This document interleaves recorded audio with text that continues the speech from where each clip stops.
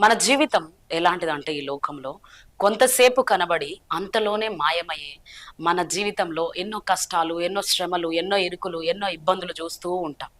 So అలాంటివన్నీ దాటుకొని వెళ్తూ ఉన్నప్పుడే మనకు ఒక వెలుగు ప్రకాశిస్తుంది. ఆయన యేసుక్రీస్తు ప్రభువు. కొంతసేపు కనబడి అంతలోనే మాయమయ్యే ఆవిరి వంటిదిరా ఈ జీవితం.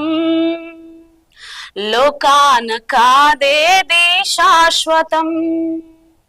కొంతసేపు కనబడి అంతలోనే మాయమయ్యే ఆవిరి వంటిదిరా ఈ జీవితం. లోకాన కాదేది శాశ్వతం. యేసే నిజ దేవుడు, నిత్య జీవమిస్తాడు. మరణమైన జీవమైన నన్ను